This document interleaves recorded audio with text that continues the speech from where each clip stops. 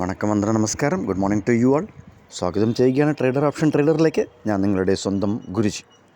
ഞാനൊരു SEBI register adviser അല്ല. അതുകൊണ്ട് തന്നെ വീഡിയോയിൽ പറയുന്ന കാര്യങ്ങൾ സ്റ്റഡി പർപ്പസിനായിട്ട് യൂസ് ചെയ്യുക. വീഡിയോ റെക്കോർഡ് ചെയ്യുന്ന ദിവസം 9-ാം തീയതി ജാനുവരി മാസം 2025 വെള്ളിയാഴ്ച രാവിലെ 7:37 ആയിട്ടുണ്ട്. What is price action? എന്താണ് പ്രൈസ് ആക്ഷൻ? നമ്മളെല്ലാവരും പഠിച്ചിരിക്കുന്നതും കണ്ടിരിക്കുന്നതും ഒരു ട്രെൻഡ് ലൈൻ വരയ്ക്കുക. അവിടെ നിന്ന് മുകളിലോട്ടാണെങ്കിൽ അവിടെ നിന്ന് ഒരു അക്സെപ്റ്റൻസ് കിട്ടിയാൽ മുകളിൽ, അല്ലെങ്കിൽ അവിടെ നിന്ന് താഴോട്ടൊരു അക്സെപ്റ്റൻസ് കിട്ടിയാൽ താഴോട്ട്. അങ്ങനെയാണ് പ്രൈസ് ആക്ഷൻ എല്ലാവരും പഠിച്ചിരിക്കുന്നതും എല്ലാവരും പറയുന്നതും നമ്മൾ കേട്ടിരിക്കുന്നതും.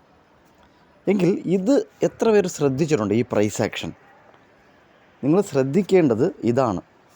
പ്രൈസ് ആക്ഷൻ എന്ന് പറഞ്ഞാൽ ആ പ്രൈസിൻ്റെ ആക്ഷനാണ്. എന്നല്ലേ, ഇതാണ് നിഫ്റ്റി സ്പോട്ട് ക്ലോസ് ചെയ്തത് 25,876 നിഫ്റ്റി സ്പോട്ട് ക്ലോസ് ചെയ്തത്. അതായത് 25,900 താഴെയാണ് ക്ലോസ് ചെയ്തത്. നമ്മുടെ പോയിൻ്റ് ഓഫ് കൺട്രോൾ ഇന്നലെ പറഞ്ഞത് എത്രയാണ്? 97 രൂപയാണ് നമ്മൾ ഇന്നലെ പറഞ്ഞത്. 97 റുപ്പീസാണ് പറഞ്ഞത്. എങ്കിൽ അതിൻ്റെ PE 97 രൂപയ്ക്ക് മുകളിൽ നിൽക്കണം. അറ്റ് ദ മണിയാണ് അല്ലേ? 25,900 എന്ന് പറയുന്ന സ്ട്രൈക്ക് അറ്റ് ദ മണിയാണ്. അങ്ങനെ അറ്റ് ദ മണിയിൽ PE 25,900 താഴെയാണ് ക്ലോസ് ചെയ്തേക്കുന്നത് സ്പോട്ട്. എങ്കിൽ എന്താ ചെയ്യേണ്ടത്? 97 രൂപ കൂടുതൽ നിൽക്കണം. അതാണ് കോൺസെപ്റ്റ്. പക്ഷേ ഇവിടെയോ വെറും 87 രൂപയ്ക്കാണ് ക്ലോസിങ് തന്നിരിക്കുന്നത്. ഇതിൽ നിന്ന് നിങ്ങൾ ആലോചിച്ച് നോക്കിയേ, ഇന്നലെ 1% അടുപ്പിച്ച് നിഫ്റ്റി 50 ഡൗൺ മൂവ് തന്നു, താഴോട്ടൊരു മൂവ് തന്നു അല്ലേ? എല്ലാവരും ഭയങ്കര ഫാളാണ്, അങ്ങനെയാണ് ഇങ്ങനെയാണ്. എല്ലാവരും ഇന്നലെ നല്ല പ്രോഫിറ്റ് ഉണ്ടാക്കിയ ആൾക്കാരൊക്കെ യൂട്യൂബിലിട്ട് കാണും. ഓക്കെ, ഇന്ന് ഇത് കണ്ടോ, ഇന്നലെ ക്ലോസ് ചെയ്തത് ഇത് 25,900 പുട്ടാണ്. 96 രൂപ 60 പൈസയ്ക്കാണ് ക്ലോസിങ് ആയിരിക്കുന്നത്. അല്ലെങ്കിൽ ഈ ലാസ്റ്റ് ക്യാൻഡിൽ കാണിച്ചു തരാം.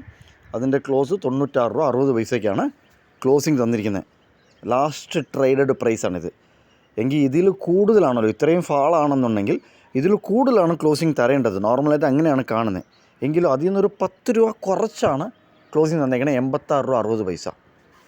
അതേസമയം CE കണ്ടോ, CE ക്ലോസ് ആയിരിക്കണതോ 94 രൂപ അതിൻ്റെ ക്ലോസിങ് തരാം, നമുക്ക് നോക്കാം.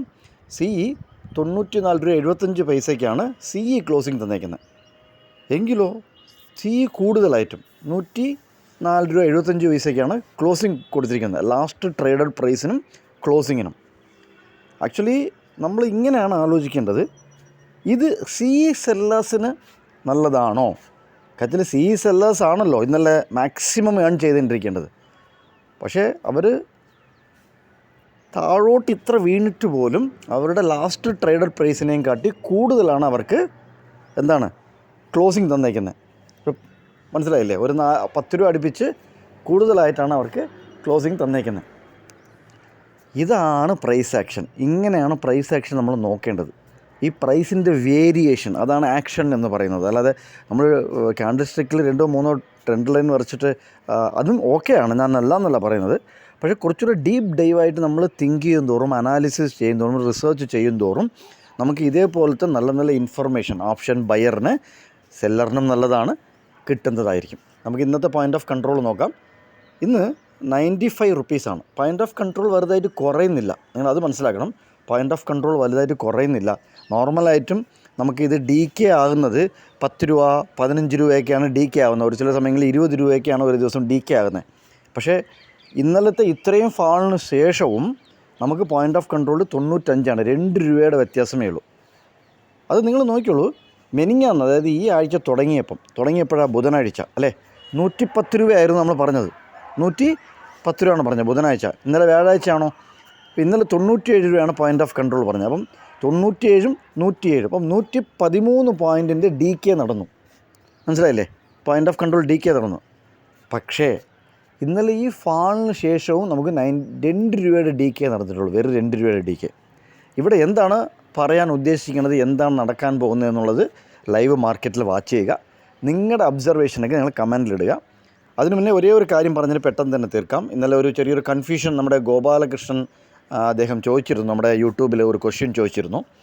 സാർ ഇതിൻ്റെ ക്ലാരിറ്റി എന്താണെന്ന് വെച്ചാൽ, സാർ അതായത് നമുക്ക് പ്രീവിയസ് ഡേ ലോയ്ക്ക് താഴെ ഈ ദിവസം കണ്ടോ, ഈ ദിവസം 6 ജാനുവരിക്ക് ലോയ്ക്ക് താഴെയാണ് എന്താണ് ഓപ്പൺ ആയത് നിഫ്റ്റി ഫ്യൂച്ചർ.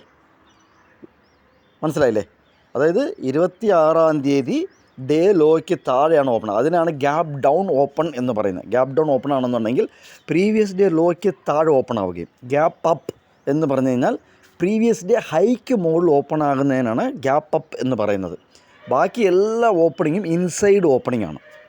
പ്രീവിയസ് ഡേ ക്യാൻഡിലിൻ്റെ അല്ലെങ്കിൽ പ്രീവിയസ് ഡേ പ്രൈസ് റേഞ്ചിൻ്റെ ഇൻസൈഡ് ഓപ്പൺ ആണ്. അതാണ് നമ്മൾ ഇന്നലെ പറഞ്ഞത്. അപ്പോൾ സാറ് സംശയം ചോദിച്ചിരുന്നത് എങ്ങനെയാണ് കാണേണ്ടതെന്നുള്ളത്. കാരണം വെച്ചാൽ ഇത് ഡിസ്കോഡ് എന്നുള്ള കാര്യം പറഞ്ഞതിന് സാറ് ഗോപാലകൃഷ്ണൻ ചോദിച്ചിരുന്നു. സോ അദ്ദേഹത്തിനുള്ള മറുപടിയാണ് ഇത്. നിഫ്റ്റിയുടെ ഫ്യൂച്ചറിൻ്റെ ചാർട്ടാണ്. 6-ാം തീയതിക്കും 7-ാം തീയതിക്കും, 6-ാം തീയതി ക്ലോസിനും 7-ാം തീയതി 6-ാം തീയതിയുടെ ലോവിനും ക്ലോസിനും താഴെയാണ് 7-ാം തീയതി ഓപ്പൺ ആയത്. അതേസമയം നിഫ്റ്റി സ്പോട്ട് ഇതും കൂടെ പറഞ്ഞേക്കാം, സംശയം നമ്മൾ പെട്ടെന്ന് തീർത്തു പോകുന്നത് നല്ലതാണ്. അതേ നിഫ്റ്റി സ്പോട്ടിനെ സംബന്ധിച്ചിടത്തോളം നിഫ്റ്റി സ്പോട്ട് 6-ാം തീയതിത്തെ ലോയ്ക്കും 6-ാം തീയതി ക്ലോസിനും ഇടയ്ക്ക് ഇൻസൈഡ് ഓപ്പൺ ആണ്. കണ്ടോ, ഇവിടെ ഇൻസൈഡ് ഓപ്പൺ ആണ് ഇവിടെ നമുക്ക് നടന്നിരിക്കുന്നത്. ഇതാണ് ഡിസ്കോഡ് നടന്നത്. ഇന്നലെ രണ്ടും ഒരേപോലെ ഓപ്പൺ ചെയ്തു, നല്ല ഒരേപോലെ ആക്ട് ചെയ്തു. വീണ്ടും ഒരു വീഡിയോയിൽ കണ്ടുമുട്ടാം. നന്ദി, നമസ്കാരം. Thank you very much.